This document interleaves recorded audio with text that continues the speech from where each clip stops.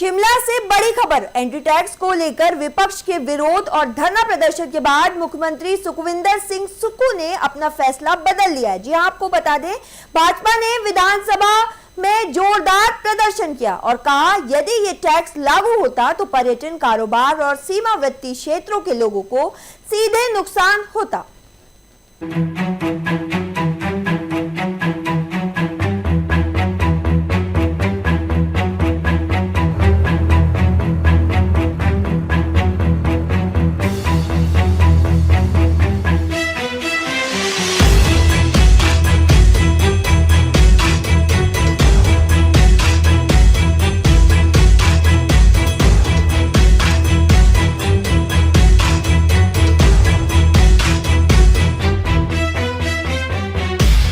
एक अप्रैल से जो एंटी टैक्स में जो बढ़ोतरी की गई है, इसमें मुख्यमंत्री सुखविंदर सिंह सुक्खू ने यू टर्न किया है। अगर देखा जाए, विपक्ष लगातार इस आवाज को सदन में उठा रहा था, जिसके चलते आखिरकार मुख्यमंत्री ने यू टर्न लिया है।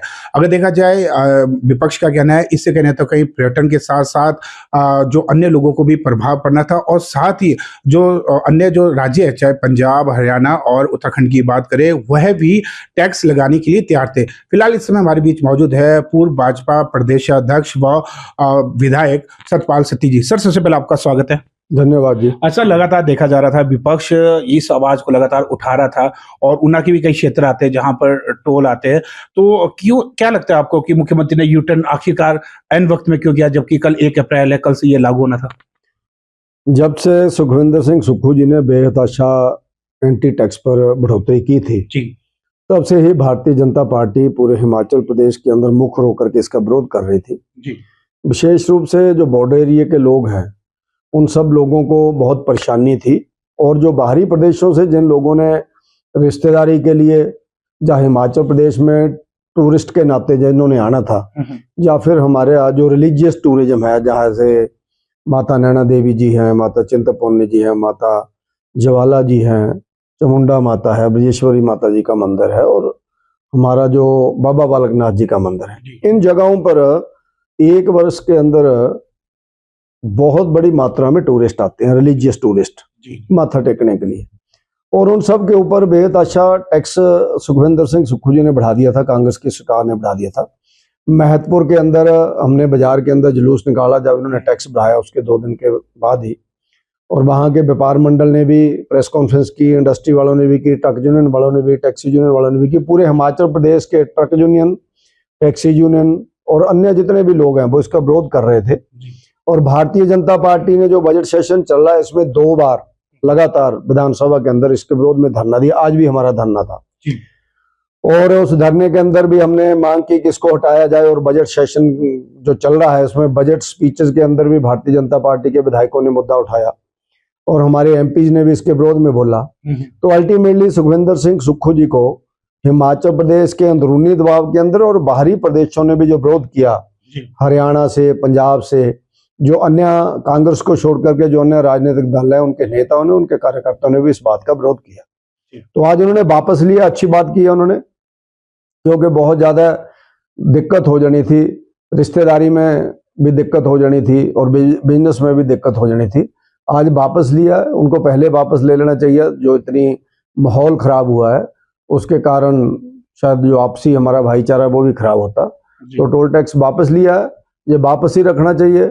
और इससे को बहुत बड़ी आय हिमाचल प्रदेश की गवर्नमेंट को होती भी नहीं, लेकिन जनता को जरूर परेशानी इससे होती है। अगर सर देखा जाए, जिस तरह से आपने एक प्रश्न भी किया था, जो सरकार की गारंटी थी कि दूध लिया जाएगा, लेकिन अभी जो दिक्कत है, कहाँ जिस तरीके से तो कहा भी गया था कि जनवरी के बाद की भी पेमेंट नहीं आई है, वो अप्रैल माह में दी जाएगी। इसके अलावा कौन कौन सी दिक्कतें जो किसानों और बागवानों को फिलहाल आ रही है वर्तमान में?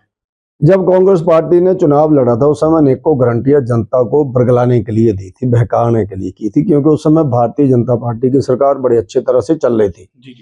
और इनको लगता था कि सरकार रिपीट हो जाएगी भारतीय जनता पार्टी की, इसलिए इनके प्रदेश के नेताओं ने, देश के नेताओं ने गारंटियों के नाम पर झूठ का एक बहुत बड़ा प्रचार किया, जिसमें से एक गारंटी थी किसानों से दूध लेना, 80 रुपए किलो गाय का दूध, 100 रुपए किलो भैंस का दूध। लेकिन आज परिस्थितियां यहाँ तक हो गई हैं कि जो लोग भी सरकार को दूध सप्लाई कर रहे हैं, उनका कहना कि 2-2, 3-3 महीने के दूध के बिल उनको नहीं मिल रहे हैं। जबकि पशुओं को चारा देना वो तो जरूरी है। जी बिल्कुल। और उसके बाद दूसरा उन्होंने जो समस्या बताई कि अब हम लोग, उनका किसानों का कहना यह था कि हम लोगों ने सरकार के इन रेट्स को देख करके डेयरी सिस्टम को आगे बढ़ाया, भैंसे ली, गाय ली, शेड्स बनाए, पैसा खर्चा किया, 8-8, 10-10 लाख, 20-20 लाख रुपया खर्चा किया। तो उसके बाद आज दूध की भी इन्होंने लिमिट तय कर दी है कि एक किसान से 10 लीटर या 20 लीटर ही लेंगे, लेकिन उस किसान के पास तो 10 भैंसे हैं, तो वो कहाँ देगा दूध? उसको तो 40 लीटर आ रहा है, सुबह 50 लीटर आ रहा है।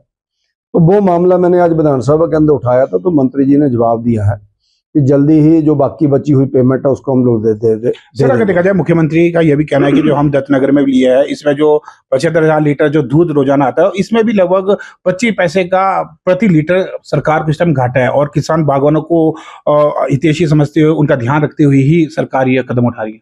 नहीं, अच्छी बात है, किसानों की आर्थिकी बढ़नी चाहिए। गांव में रहने वाले लोग गांव के अंदर रहें, वहीं पर उनको रोजगार मिले ताकि वो अपने दूर क्षेत्रों में ना जाना पड़े। बच्चे बाहरी प्रदेशों में जाकर के 10-10, 12-12 हज़ार रुपए की, 15-15 हज़ार की नौकरियां करते हैं, तो आधा तो वहाँ खर्चे में ही आ जाता है। और लॉ एंड ऑर्डर की स्थिति कितनी खराब है बाहर। हमारे शरीफ लोग हैं, वो चाहे बच्चे हों बच्चियां हों, उन लोगों को जो दिक्कत आती है वो ही जानते हैं जो फेस करते हैं। इसलिए गांवों के अंदर रोजगार मिले। और हिमाचल प्रदेश के अंदर पंजाब से भी बहुत दूध आता है, तो उसकी गुणवत्ता के ऊपर भी कई बार लोग प्रश्न उठाते हैं कि जो दूध आता है उसका पता नहीं है कि ओरिजिनल है या क्या है। तो इसलिए ये कदम तो अच्छा है, लेकिन उस कदम के फेल होने के चांसेस अब सामने नजर आ रहे हैं। कुल मिलाकर जो देखा जा रहा है जो किसानों और बागवानों को लेकर जो ये कदम है वो अच्छा है, लेकिन जो अति अधिक दूध जिनके पास है उनके लिए कहने तो कई परेशानी बनी हुई है। वहीं जिस तरीके से मुख्यमंत्री ने यू टर्न एंटी टैक्स को लेकर इसलिए किया क्योंकि विपक्ष लगातार इसका विरोध कर रहा था। कामेश्वर शर्मा की रिपोर्ट, शिमला।